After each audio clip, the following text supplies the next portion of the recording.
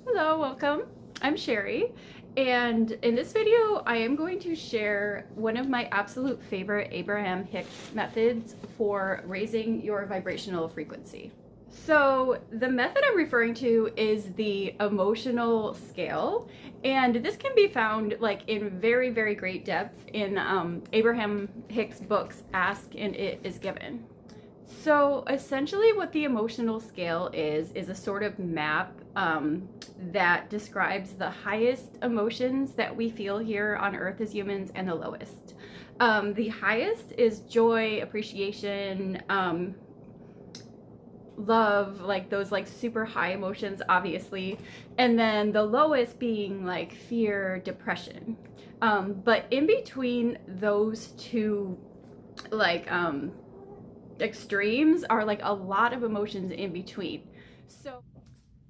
So essentially, the point of the vibrational scale is to show you like where you are emotionally, and that way you can find a way to move up the scale, meaning to feel a little better. So the reason I found this so invaluable is that before I like discovered the emotional scale, I was very into like thinking positive and feeling joyful and appreciation. And I absolutely loved that state. And when I wasn't in that state, it was just so frustrating because like I just couldn't find a way to get even close to it.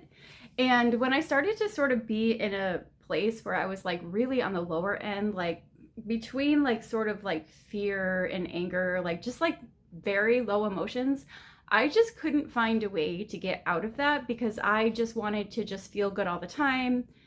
And then I felt guilty for not feeling good because I'm like, I'm spiritual. Like, obviously, everyone, that's the ultimate goal is to feel good and joyful all the time. And it was just frustrating.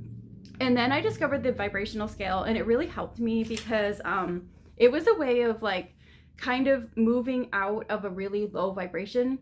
But instead of just trying to feel joy when I was like just like depressed or sad, what I actually learned is that it's actually easier to reach for like a feeling of anger, because anger is an actual higher vibration than fear and depression. So it helped me because I was able to sort of, instead of trying to go from like a really low state to a high state, I was able to reach like thoughts that felt slightly better, which felt counterintuitive because before that I hadn't really read anything like that before. So what happened is after I was able to like just raise my frequency a little bit just by reaching by like slightly better feeling thoughts, like thoughts of like anger, I did continue to sort of move up a little bit. For instance, like if you're angry, like frustration is actually a higher vibration. So I was able to get myself in like a much better feeling place. And from there, I realized that if I was already in like a good feeling place, then I could actually much more easily reach that like high feeling of like joy and appreciation. So when I was able to sort of stay in that like higher frame of mind for at least most of the time, then that's when like sort of manifestations just started happening without me even really trying. And that's another point I want to make about this is that a lot of people, when they hear about law of attraction, they think, okay, law of attraction is obviously like you think a thought and then you manifest it.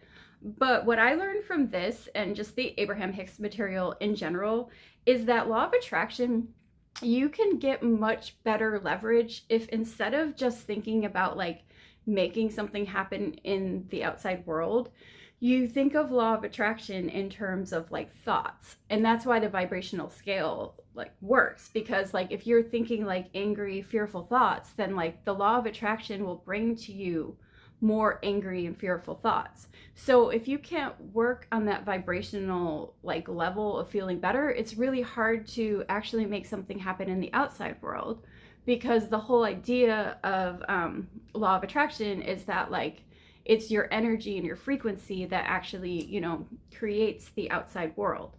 So this was really helpful for me because it helped me to like stop just focusing on like what was happening around me and just sort of think of like law of attraction in terms of like thoughts and energy, and to just like kind of take the outside world out of the equation.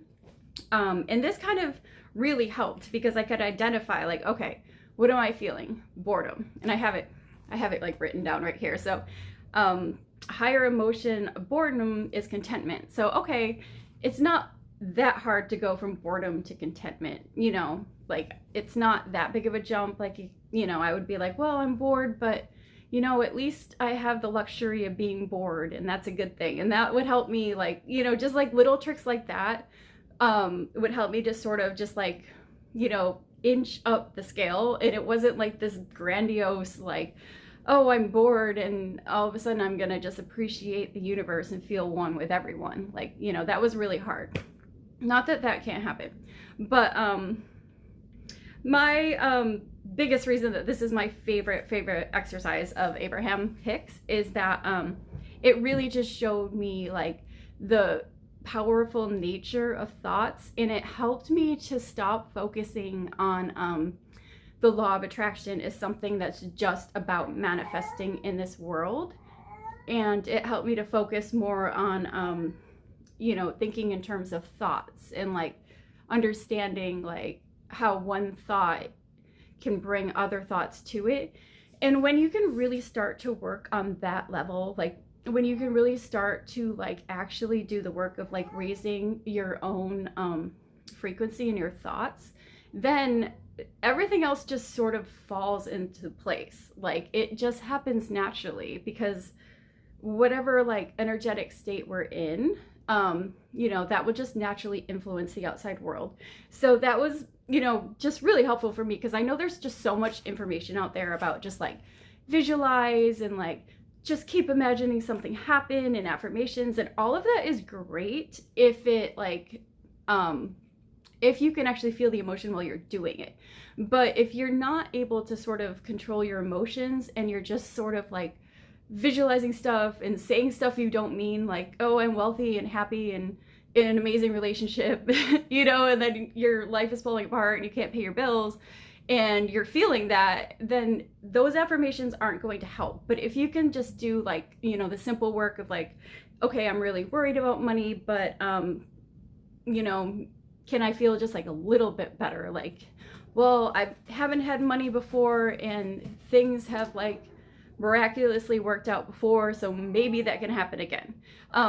Again, you have to get creative with it because everyone's so different, and you know, what works for one person doesn't work for anyone. But the important thing is that you just like, you know how you feel. Like you can feel like your own emotions, so you can tell, like, even if you can't put it into words, you can tell emotionally the difference between feeling sad and content. So if you can just learn to sort of work on that level and keep working with a vibrational scale, then I promise eventually the manifestations will happen. But the funny thing about doing this work is that like you actually, like, at least with me, like kind of care less about the manifestations, because if you're just like feeling good in life, then it's like you're not really like just focusing on what hasn't happened, because like everything we want to happen is so we feel better in the having it. So it's kind of ironically like the more you can work with your emotions, like the less you're like freaking out that like stuff hasn't happened. But anyway, I just wanted to share that with you because it's made such a difference in my life. And good luck. Let me know what you think.